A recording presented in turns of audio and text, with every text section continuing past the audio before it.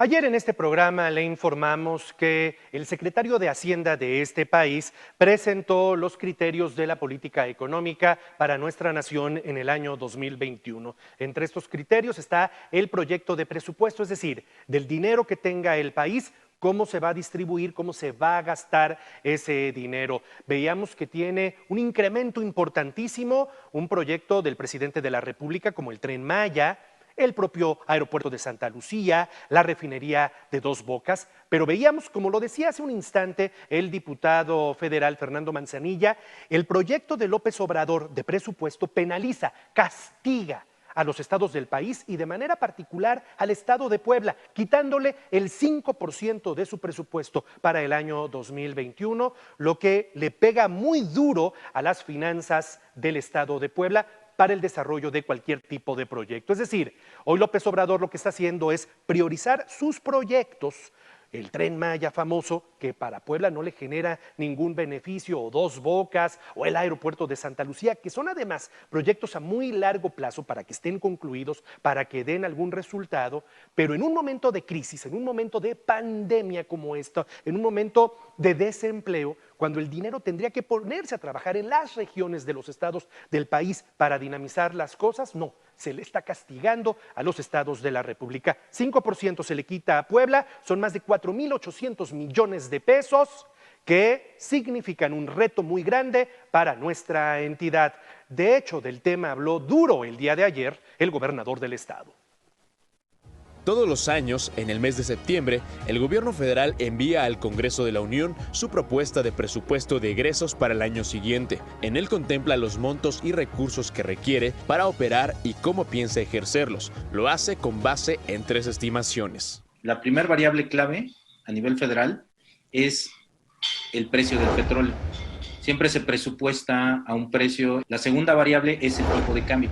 ¿Por qué? Porque tú contratas deuda y la deuda generalmente viene en dólares. Lo que está pensando la federación, si te das cuenta, por muy optimista que parezca, es un crecimiento por encima del 4%. El Poder Legislativo discute ese proyecto. El documento incluye información del dinero que obtendrá el gobierno federal mediante el cobro de impuestos y derechos en todo el país, y también detalla la bolsa que distribuirá para cada uno de los estados. Tiene que partir de la lógica con la que han construido este presupuesto, que es una lógica de adaptarse por completo a los recursos que están programando recibir.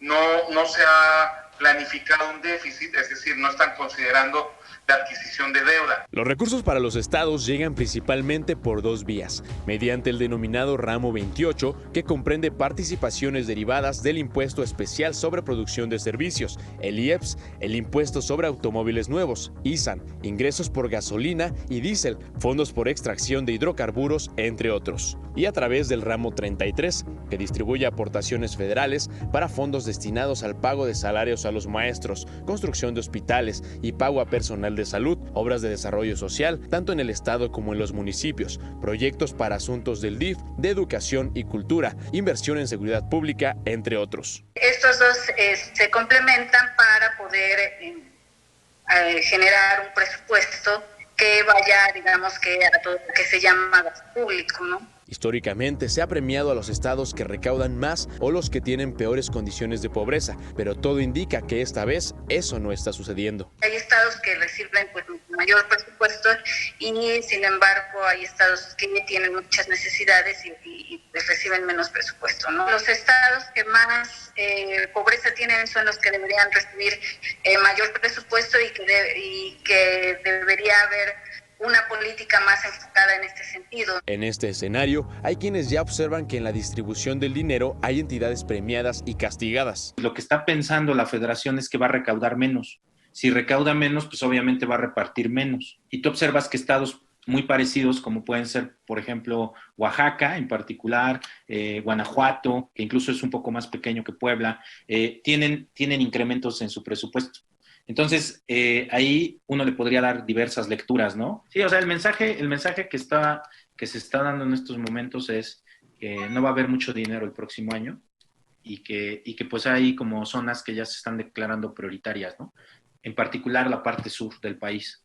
Ahí es donde queda muy claro cuál es la dinámica. Hay una connotación política de favorecer a ciertos estados, a ciertas dependencias, ciertos proyectos que de alguna manera es necesario, digamos, en la lógica de la consolidación política y de la consolidación del programa de gobierno de la actual administración. Puebla no está siendo considerado un gobierno que esté logrando cumplir con sus objetivos y que esté contribuyendo adecuadamente, digamos, a la consolidación política del nuevo régimen. Lo que ya se presentó en el Congreso de la Unión es un proyecto, no es aún el presupuesto definitivo para 2021. En breve empezará la discusión en la Cámara y deberá aprobarse en diciembre. Con información de Blanca Estela Leiva, Imagen Noticias Puebla.